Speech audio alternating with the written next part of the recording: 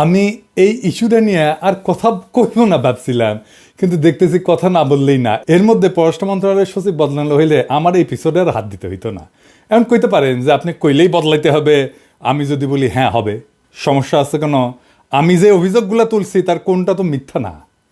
আপনার মন্ত্রণালয় থেকে তো কোনো প্রতিবাদ করেন নাই। প্রফেসর ইউনূস সরকারের সবচেয়ে ব্যর্থ মন্ত্রণালয় হইতেছে পররাষ্ট্র মন্ত্রণালয়, অথচ এই মন্ত্রণালয় সরকারের সবচেয়ে বড় শক্তি হইতে পারতো।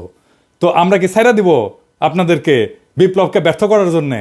আপনার কি জমিদার আর আমরা প্রজা, নাকি আমরা আপনার চাকরিদাতা? চাকরিদাতার কথা শুনবেন না, নিজেদেরকে হারকিউলিস মনে করেন না। যদি মনে করেন হারকিউলিস খেলবেন, স্বাগতম।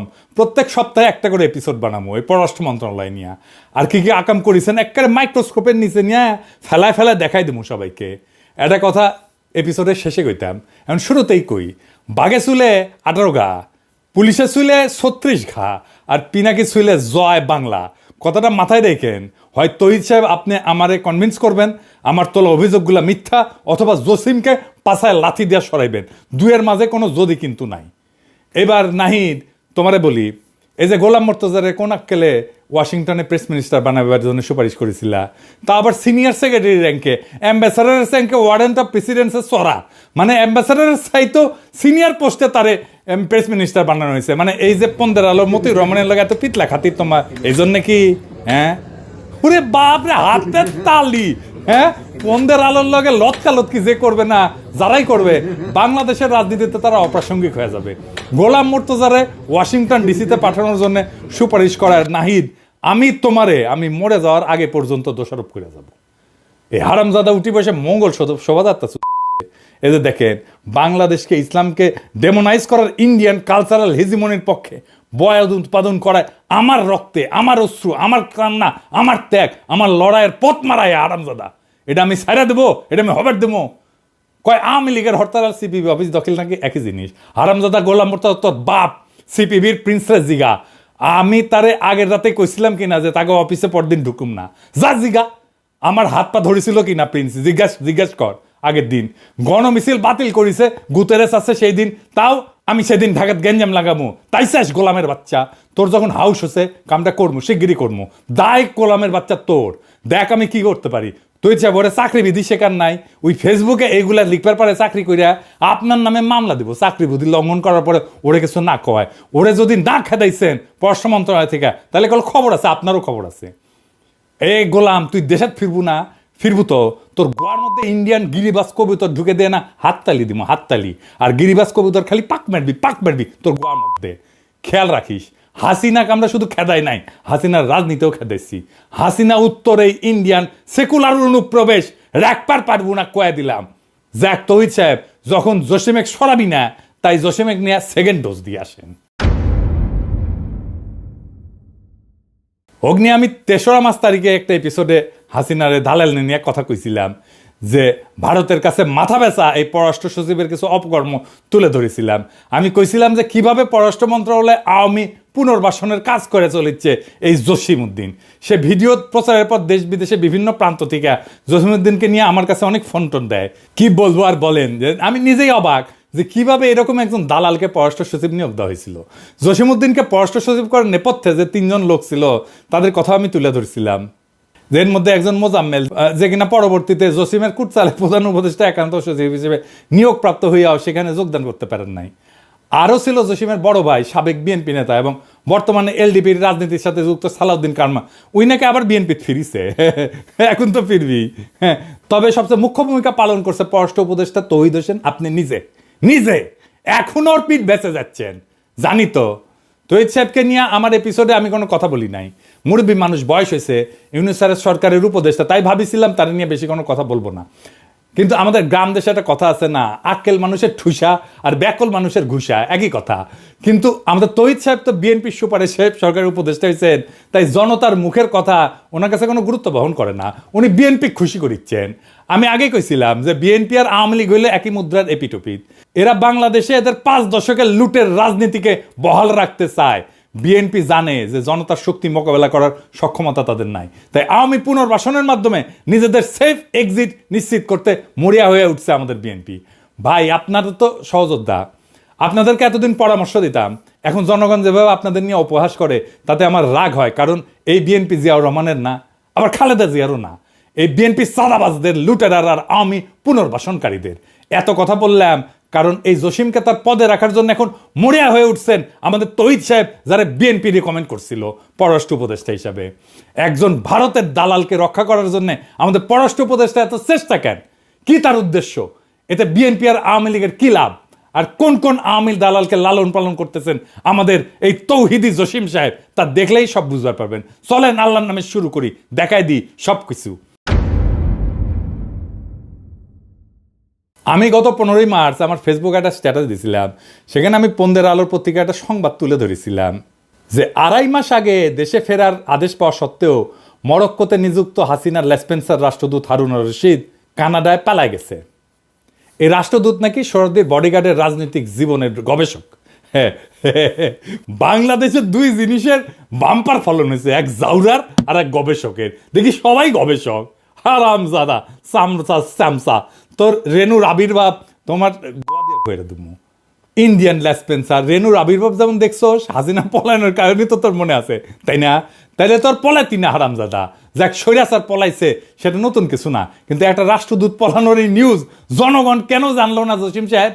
হারুনকে কি আপনার কুটকির মধ্যে ঢুকাই রাখছিলেন কেন? আপনি বা আপনার পররাষ্ট্র মন্ত্রণালয় এই সংবাদ নিয়ে এমন লুকাচুরি করলো? এর কারণ হইল জসিম হাসিনার এই দালালকে কানাডায় পালানো এবং রাজনৈতিক শরণার্থী হিসেবে আবেদন করার সময় দিছে 2.5 মাস এই হারামজাদা জসিম। এখন যখন হারুন তার ফেসবুকে ইউনুস স্যারকে অবৈধ বলে দাবি করছে, তখন তড়িঘড়ি করে তার পাসপোর্ট বাতিল করার আদেশ জারি করছে। এখানেও সূক্ষ্ম চালাকি। হারুনের শরণার্থী কেসটা পোক্ত করা দরকার। সে তখন এসে একটা প্রজ্ঞাপন জারি করে তার পাসপোর্ট বাতিল করে এটা পোক্ত করে দিল এই জসিম। এখন হারুন আদালতে যায় বলবে যে আমার কোনো পাসপোর্ট নাই, আমার যাওয়ার কোনো জায়গা নাই, তাই আমার শরণার্থী হিসেবে কানাডায় থাকতে দেওয়া হোক। কেস ফাইনাল করে দিল জসিম। বাহ, কি চমৎকার! এইসব তো অনেক পুরানো টেকনিক জসিম সাহেব। আপনি নাকি 30 বছরের বেশি চাকরি করেছেন, তো আপনি এতদিন চাকরি করে বালটা শিখেছেন। আপনি তো গ্রীসের রাষ্ট্রদূত ছিলেন, সেখানে এরকম শরণার্থী কেস হাজার হাজার। আপনি যদি এই টেকনিক সম্পর্কে না জানে থাকেন, তাহলে আপনি একটা বোকা এবং বেকুব পররাষ্ট্র সচিব। আর যদি তা না হন, তাহলে আপনি 2025 সালের সেরা রাষ্ট্রদ্রোহী, যিনি পতিত স্বৈরাচারের এজেন্টকে পালানোয় সহায়তা করছেন এবং তার রাজনৈতিক আশ্রয় পাওয়ায় সহায়তা করছেন। এমন না যে কানাডার কেস আপনার জন্য নতুন ছিল। আপনার আগের পররাষ্ট্র সচিব মাসুদ বিন মোমেন, ওই যে মিথিলা ফারজানা আছে না, আর অপর্ণা রানী পালকে কূটনৈতিক পাসপোর্ট বদলায় কানাডায় পালানোর সুযোগ করে দিছিল না? এটা দেখে কি আপনি কিছু শিখতে পারেন নাই, নাকি আপনি ওইটা দেখে শিখেছেন? হ্যাঁ, আপনার মাথায় নতুন বুদ্ধি আসিছে যে হাসিনার দালালদের পালানোর সুযোগ করে দেওয়ার। আপনার যে জাউরা কইছিলাম না, কম কইছিলাম। আপনি আসলে একটা বিশ্ব জাউরা। জাউরামিতে আপনি বিশ্ব তালিকায় স্থান পাবেন, আলহামদুলিল্লাহ। বাংলাদেশের একজন জাউরা অ্যাটলিস্ট পৃথিবীর সেরা হয়েছে। কিন্তু সমস্যা হলো আপনি জাউরা, কিন্তু মাথায় কোনো বুদ্ধি নাই। আপনি যখন এই কাজের কাজ করেন, তখন আপনার প্রধান সহযোগী নাজমুল হক ছিল মহাপরিচালক প্রশাসন। নাজমুল নিয়ে গত পর্বে অনেক করছি। পাক্কা আওয়ামী পরিবার থেকে উঠে আসা কর্মকর্তা নাজমুল, যাকে মাসুদ বিন মোমেন গোপনে মহাপরিচালক প্রশাসন বানায় যায় আওয়ামী লীগপন্থী অফিসারদের সেফ প্যাসেজ দিতে। জসিম নাজমুল সিন্ডিকেট তাদের 5 মাস সময় হারুনের মতো আর কি কি অপকর্ম করেছে তা আস্তে আস্তে প্রকাশিত হবে। আমার কাছে খবর আসিচ্ছে। যাই হোক, এটা পরে আসিচ্ছি। পররাষ্ট্র মন্ত্রণালয়ের মেরুদণ্ড আর কর্মকর্তাদের মনোবল ভেঙে দিয়া ভারতের বিপক্ষে একটা দুর্বল কূটনীতি গড়ে তোলায় এই আপনাদের মিশন, তাতে কোনো সন্দেহ নাই। তৌহিদ জসিমের মিশন এইটা। কেমন পররাষ্ট্র সচিব সুপারিশ করলেন আপনি তৌহিদ সাহেব? মানুষ চিনতে না পারেন, কিন্তু দালাল চিনতে না পারলে তো এই সরকার আপনার জায়গা থাকা উচিত না। দালাল চিনতে না পারলে আপনি নতুন বাংলাদেশের জন্য কি অবদান রাখবেন? জসিম সাহেব, আপনি কেমনে জানলেন যে আমি পিনাকি আপনার এই চালাকি ধরবে পারবো না? আমি তো হাসিনার নির্যাতনে ফ্রান্সের শরণার্থীর আবেদন করেছিলাম। আপনার তো জানা দরকার ছিল, যার কেউ বুঝুক না বুঝুক, আমি অন্তত আপনার এই ধান্দাবাজি ধরবে পাবো। হারুনের পালানো আপনার অগোচরে হয় নাই জসিম সাহেব। এই গল্প অন্যদের শুনায়েন, আমারে না। আমরা আপনার গল্প বুঝবার পেরেছি। গোয়েন্দা সংস্থা দিয়া আপনার বা আপনার সহযোগীদের মোবাইল ফরেন্সিক করলে হারুনের সাথে আপনার যোগাযোগের স্পষ্ট প্রমাণ পাওয়া যাবে, আমি নিশ্চিত করে কইবার পারি। তৈরি সাহেব, বিয়া কইরাও থুক্কু দেওয়া যায়, তালাক দেওয়া যায়, কিন্তু আপনি জসিমের মতো এরকম দেশ বেচা বাটপার পররাষ্ট্র সচিব সুপারিশ করে যদি থুক্কু দিতে না পারেন, তালাক দিতে না পারেন, তাহলে আপনাকে নিয়ে আমাদের বিশেষ অনুসন্ধান চালানো প্রয়োজন হবে। অবশ্য মানব জমিন পত্রিকা আপনারা নিয়ে ভালোই অনুসন্ধান চালাইতেছে। দেখেন, আপনি কয়দিন আগে নিজেই কি বলেছেন যে আপনি ব্যর্থ। তো ব্যর্থতার দায় স্বীকার করে চলে যান। আছেন কেন এই পদে এখনো? খুব মজা না ক্ষমতা মাখনে খাইতে? খুব মজা না? নরম না? হ্যাঁ, ব্যর্থ হইয়া জনগণের টাকা বেতন নিতে লজ্জা লাগে না তহিদ সাহেব আপনার? জসিমের মতো একটা হাসিনার দালালকে কেন আপনি সুপারিশ করেছেন? কেন তার সব অপকর্ম ঢাকার জন্য আপনি এত মরিয়া? কি উদ্দেশ্য আপনাদের? আসেন সেটা একটু দেখি। জসিমের মূল উদ্দেশ্য বোঝার জন্য বেশি দূর যাওয়া লাগবে না। গত 18 অক্টোবর 2024 সালে বাংলা ট্রিবিউনে একটা সাক্ষাৎকার ছাপা হয়। সেটি উনি কি কইছেন সেটা না দেখি। উনি কইছেন, অন্তর্বর্তী সরকারের সফলতার উপর বাংলাদেশের ভবিষ্যৎ পররাষ্ট্রনীতি কতটুকু শক্তিশালী হবে সেটি নির্ভর করছে। অন্তর্বর্তী সরকারকে বিদেশিরা গভীর আগ্রহ নিয়ে পর্যবেক্ষণ করছে এবং একই সঙ্গে এই কাজে আন্তরিকভাবে সহায়তা করতে চাইছে। এর অভীষ্ট ফলাফল হচ্ছে নির্বাচনের মধ্য দিয়ে পরবর্তী যে সরকার আসবে তাদের সঙ্গে বিদেশিদের সম্পর্কের অন্যতম নির্ধারক হবে দেশীয় সংস্কারের সাফল্য। হারামজাদা বিশ্বজাউরা, নির্বাচনের জন্য একেবারে পাগল হয়ে গেছো। হ্যাঁ, একেবারে বিএনপির কেস ফলো করিচ্ছ না? বিএনপির ক্লিকে দেওয়া টেক্সট না? নির্বাচনের পরের সরকার কি করবে এটা ভাবার তোর কাজ? জসিমকে নিয়ে করা আগের পর্বে আমি বলছিলাম যে বাটপার এখন বিএনপিকে ক্ষমতা আনার জন্য পাগল হয়ে গেছে, আর সেই সাথে বাস্তবায়ন করতেছে ইন্ডিয়ান প্রেসক্রিপশন, যেটা হলো ইউনূস সরকারের দ্রুত বিদায় আর আওয়ামী লীগের পুনর্বাসন করা। আগের পর্বে আমি বলেছিলাম না যে জসিম এই সরকারের লেজিটিমেসি আর বিপ্লবের ন্যারেটিভ নিয়ে কোনো কাজ করে নাই? কেন করে নাই তা এখন পরিষ্কার। তো এই কাজ যে করা লাগবে এমন কথা যে জসিম জানতো না তা কিন্তু না। এই সাক্ষাৎকারে দেখেন এই হারামজাদা কি বলিছে। অন্তর্বর্তী সরকার দায়িত্ব নেওয়ার প্রথম দিকের একটা চ্যালেঞ্জ ছিল জুলাই আগস্ট বিপ্লবের সঠিক ন্যারেটিভ তুলে ধরা। একথা সবাই জানেন যে বিপ্লব নিয়ে একটা অপপ্রচার ছিল, আমাদের কাজ ছিল সেই অপপ্রচারের বিপরীতে বিপ্লবের সঠিক চিত্র তুলে ধরা। এই কাজে আমরা সফল হয়েছি। দ্বিতীয় বিষয় ছিল সরকারের সংস্কার চিন্তাভাবনা ও সংস্কার কার্যক্রম তুলে ধরা। এটি এখন চলমান এবং আমাদের জন্য নতুন বিষয়। কাজে এই বিষয়টি তুলে ধরে বিভিন্ন দেশের সঙ্গে একযোগে কাজ করার প্রতিশ্রুতি আদায় করা খুব কঠিন না হইলেও একটা চ্যালেঞ্জ ছিল। তো জুলাই বিপ্লবের কোন ন্যারেটিভটা আপনি করেছেন জসিম সাহেব একটু জানাবেন? কোন করেছেন? হ্যাঁ, কইলেই হইলো ন্যারেটিভ তৈরি করেছেন, কি বালটা করেছেন এটা জানি না আমরা। হ্যাঁ, বিভিন্ন দেশের সাথে একযোগে কাজ করার যে সম্মতি আদায়ের জন্য আপনি গেছেন সার্বিয়া, আলজেরিয়া, মিশর, এটাই না এই ভূগোল বুঝাইতেছেন। এইসব গল্প ইন্ডিয়ায় যাইয়া আপনার পলাতক ঠাকুরমা হাসিনা শুনেন।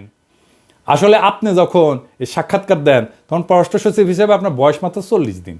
তখন থেকে আপনার এজেন্ডা পরিষ্কার ছিল, কিন্তু মানুষ আপনার চালাকি ধরতে পারে নাই, কারণ আপনি তখন জুলাই ন্যারেটিভ, আহতদের চিকিৎসা, এই সমস্ত বড় বড় কথা বলে সবার মনে আশা সঞ্চার করার চেষ্টা করেছেন। কিন্তু বাস্তবে ভারত এবং বিএনপির প্রেসক্রিপশন মোতাবেক আপনি অত্যন্ত সুকৌশলে কাজ করে গেছেন এবং যাচ্ছেন।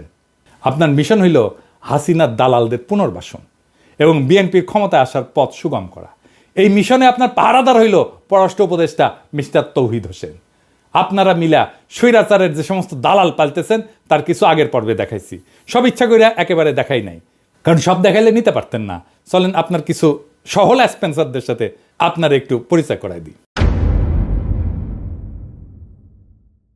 ভাবছিলাম বেশি নাম বলা লাগবে না, গতদিন 2টা পেরেক মারিছিলাম। একটা ছিল 5ই আগস্টের আগে 2রা আগস্ট, যখন আপনি নিজের ফেসবুক প্রোফাইল পিক্সেল কালো করে লিখেছিলেন শোকাবহ আগস্ট। আবু সাইদ মুগ্ধসহ প্রায় 1.5 সহস্রাধিক ছাত্রদের আত্মত্যাগ কি আপনার হৃদয় এতটুকু দাগ কাটে নাই জসিম সাহেব? বুঝলাম তখন হাসিনা পলায় নাই, কিন্তু আপনি পররাষ্ট্র সচিব হওয়ার পরে এই সরকারের সময় কিভাবে মাজেদা রফিকুন্নেসার মতো আওয়ামী লীগ প্রেসিডিয়াম কমিটির একজন সদস্যকে বঞ্চিত কর্মকর্তা হিসেবে পদোন্নতির জন্য সুপারিশ করেন। আপনাকে আহ্বান জানাইছিলাম সংবাদ সম্মেলন করার।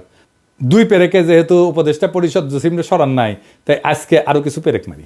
3 নাম্বার পেরেক, সৈয়দ মুনতাসির মামুন 24 ব্যাচের কর্মকর্তা। হাসিনার আমলে নিজেকে গর্বভরে ভারতের রয়ের এজেন্ট হিসেবে পরিচয় দিতেন। এই চাকরি তিনি পাইছেন তার একমাত্র বিদেশ পদায়নের সময়। সেটা কোথায়? সেটা ভারতের নয়াদিল্লি। এই কর্মকর্তা গত 4-5 বছর ধরে আইটি অনুবিভাগে প্রথমে পরিচালক, পরে মহাপরিচালক ছিলেন। এই পুরা সময় তিনি অত্যন্ত দায়িত্বের সাথে A2I-কে পররাষ্ট্র মন্ত্রণালয়ে অনুপ্রবেশের ব্যবস্থা করে দিচ্ছেন। ইউনিফাইড ওয়েবসাইটের মাধ্যমে বস্তা পচা ডিজাইনে পররাষ্ট্র মন্ত্রণালয়ের সকল দূতাবাসের জন্য এক ধরনের ওয়েবসাইটের কাজ হাতে নেন এই মুনতাসির। তার আসল উদ্দেশ্য হইল পররাষ্ট্র মন্ত্রণালয়ের অধীনে সব দূতাবাসের তথ্য হাতায় ভারতে পাচারে সহায়তা করা। এই কাজে তাকে কারিগরি সহায়তা দিচ্ছে A2I-এর পরামর্শক ফারহাদ জাহিদ শেখ। এই লোকের সম্পর্কে বেশি কিছু বলবো না। ওই দোয়া পলক আর সাইবারসোর আনির চৌধুরীর প্রধান সহযোগী। 5ই আগস্টের পর ফরহাদ জাহিদের চাকরি গেলেও মুনতাসির বহাল তবিয়তে আছে। এই মুনতাসির পররাষ্ট্র মন্ত্রণালয়ে তার সেরা ইনোভেশন করছে, তা হইল শেখ হাসিনা নিউরাল নেটওয়ার্ক নামে একটা আইটি ব্যবস্থা। বুঝিছাও? হ্যাঁ, ভালো তো, ভালো না? হ্যাঁ, আপনাদের দুইজনের ছবির পাশে শেখ হাসিনার বুদ্ধির ছায়া ঘুরে বেড়াইতেছে আর আপনারা নতুন বাংলাদেশের গল্প শুনাইতেছেন। কি মজা! এই নিউরাল নেটওয়ার্কের কনসেপ্ট নোটে কার স্বাক্ষরের কথা বলা আছে? সৈয়দ মুনতাসির মামুন, জসিম সাহেব। নিজের মন্ত্রণালয়ের ওয়েবসাইট ব্যবস্থাপনাটাও আপনারা দেওয়া হয় না। আপনি আসলে কি পারেন একটু বলবেন? কাজ পারেন না, মন্ত্রণালয় চালাইতে পারেন না, ওয়েবসাইট দেখেন না। আপনি কি কোটায় ডিপ্লোম্যাট হয়েছিলেন? আপনি কি কোটায় ডিপ্লোম্যাট হয়েছিলেন? পারেন তো খালি ওইটাও পারেন কি না একদিন দেখুন নি। সামনে করবেন, হ্যাঁ আইসেন, হ্যাঁ দেখে রাখবেন পারেন কিনা ওইটা। আপনার এই পদে না রেখা গাধা হিসেবে এক্সপোর্ট করলে দেশে বেশি লাভ হইতো। শুনছি মুনতাসিরের পদোন্নতির জন্য আপনি সুপারিশ করেছেন, খুব ভালো কাজ করেছেন। আমি জনপ্রশাসন সচিব, মুখ্য সচিব এবং মন্ত্রী পরিষদ সচিবকে আহ্বান জানাবো, হাসিনার এই দালাল যাতে জসিমের প্ল্যান মোতাবেক পদোন্নতি না পায়। স্বঘোষিত ভারতের দালাল আর হাসিনার লেসপেন্সার যদি পদোন্নতি পায় না, তাহলে পররাষ্ট্র মন্ত্রণালয়ের বিরুদ্ধে কি করতে হবে আমাদের জানা আছে। আমাদের বাধ্য করবেন না, সাবধান কইরা দিলাম। হ্যাঁ, বেশি আমি সাবধান করি না, অল্প করি, করলাম। চতুর্থ পেরেক, বিএম জামাল হোসেন 21 ব্যাচের গোপালী মাল। এই ব্যাচটা পুরো আওয়ামী দালালে ভরা। নাজমুল আছে এই ব্যাচেরই। তো আসেন এই বিএম জামাল নিয়ে বলি। এই জামাল হাসিনার সময় কলকাতায় উপ হাই কমিশনার ছিল। ওই সময় ভারতের রয়্যাল এজেন্টদের সাথে মিলা পশ্চিম বাংলার ভারতীয় মুসলিমদের অবৈধভাবে বাংলাদেশে পুশব্যাকে সহযোগিতা করছেন। এই যে দেখেন, কলকাতা থেকে হারবাল খাইয়া যখন এই দালাল দুবাই গেছে, তখন দেখেন সভা সেমিনারে কি বলে দেখেছেন? সে নাকি ভারতের ব্যবসা প্রসারে কাজ করেছেন। এই অনুষ্ঠানের আয়োজক ছিল মহারাষ্ট্র বিজনেস নামে ভারতীয় ব্যবসায়ীদের সংগঠন।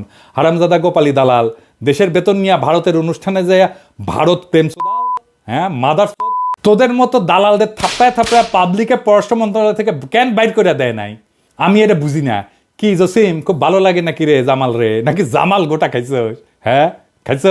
এই জামাল জুলাই বিপ্লবের সময় দুবাই পুলিশে অভিযোগ কইরা 57 জন প্রবাসীকে পুলিশ দিয়ে গ্রেপ্তার করায়। জামালের বিরুদ্ধে প্রবাসীরা অভিযোগ জানায় আমাদের প্রবাসী কল্যাণ উপদেষ্টা আসিফ নজরুলের কাছে। সেই অভিযোগে উল্লেখ করে পররাষ্ট্র মন্ত্রণালয়কে একটা চিঠি পাঠায় প্রবাসী কল্যাণ মন্ত্রণালয়। এই যে এটা কিন্তু তৌহিদ জসিম গং মিলা সেই চিঠির কোনো ব্যবস্থা না নিয়া জামালকে মহাপরিচালক পদে বসাইছে, দায়িত্ব দিছে আফ্রিকা অনুবিভাগের। বাহ জসিম বাহ, বিপ্লবের বিপক্ষে তোমার স্পষ্ট অবস্থান প্রমাণে আর কি লাগবে? প্রবাসী ভাইয়েরা দেখেন পররাষ্ট্র মন্ত্রণালয় আপনাদের কি উপহার দিতেছে, দেখেছেন? দেখেছেন? আপনার পয়সায় আপনারে বাম্বুজে দেয়, তারে নিয়ে আসে পদায়ন করে এই তৌহিদ সাহেব। আমরা বিভিন্ন সময় আসিফ নজরুল মাহফুজদের ভুল বুঝি, বিপ্লবের সাথীদের ন্যায় বিচার নিশ্চিত করতে না পারার জন্য অভিযোগ জানায়। কিন্তু এই জসিমের মতো ঘাপটি মেরে বসে থাকা দালালদের কারণে পুরা সরকারের বদনাম হয়। এই জামাল নিয়ে তুমি যে কামাল করিছো জসিম, সেই অপরাধে তোমার জামাল গোটা 2 বেলা প্রেসক্রিপশন দিয়ে দিলাম। জনতা আসবে তোমার ওষুধ নিয়ে, গেটে পুলিশ বাড়াইতে বল, আর লক্ষণ সেনের মতো পালানোর জন্য পিছনের গেট খোলা রাখ, দেখ পিছে গেট খোলা আছে কিনা। পঞ্চম পেরেক, সারারি আলম 31 ব্যাচের কোটার মাল, বাড়ি কুড়িগ্রাম, আমার বাড়ির পাশে, পরিচয় সাবেক ছাত্রলীগ। এখানেই শেষ না, এই লীগের প্রোডাক্ট পররাষ্ট্র মন্ত্রণালয় থেকে স্টেশনে হাসিনার সহকারী প্রেস সচিব হয়েছিল। সাধারণত প্রেস উইংয়ে পেশাদার সাংবাদিক আর বিসিএসের তথ্য কেন্দ্রের কর্মকর্তা পদায়ন করা হইলেও সারার হইল আওয়ামী বিশেষ কোটায় পদায়িত কর্মকর্তা। শোনা যায় এলাকায় নাকি 2029 সালে নির্বাচন করার প্রস্তুতি নিচ্ছিল। আমি খোঁজ নিছি, কথা সত্য। কিন্তু হাসিনা যখন পলাইছে তখন তো সরার পলাইতে পারে নাই। সে পররাষ্ট্র মন্ত্রণালয়ে যোগদান করতে আসলে তাকে তো বরখাস্ত করে পুলিশে দেওয়ার কথা ছিল। কিন্তু আমাদের হারকিউলিস জসিম সাহেব এই সারোয়ারকে পরিচালক পদে পদোন্নতি দিয়া পররাষ্ট্র মন্ত্রণালয়ে সসম্মানে যোগদান করায়। কি আর বলবো, এভাবেই চলিতেছে আমাদের পররাষ্ট্র মন্ত্রণালয়।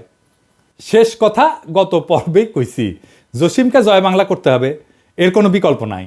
আমি ইউনিস স্যার আর পুরো উপদেষ্টা পরিষদকে আহ্বান জানাইতেছি, জসিমকে পররাষ্ট্র সচিব পদ থেকে অপসারণ করে ডিবি অথবা ডিজিএফআই হস্তান্তর করেন, ওর মোটিভ অনুসন্ধান করেন, ওর মোবাইল ফরেন্সিক করেন, ব্যাংক হিসাব নেন, পুরা পরিবারের দুদককে বলেন সবকিছু দেখতে, আওয়ামী লীগের দালালদের পুনর্বাসন কইরা আর হাসিনার লেসপেন্সারদের বিদেশে পলায়ন, পদোন্নতি থেকে শুরু কইরা যেসব কাজ এই জসিম করিছে, তাতে এই জনগণের ট্যাক্সের টাকায় ভাত খাওয়ার আর কোন সুযোগ তার জন্য নাই।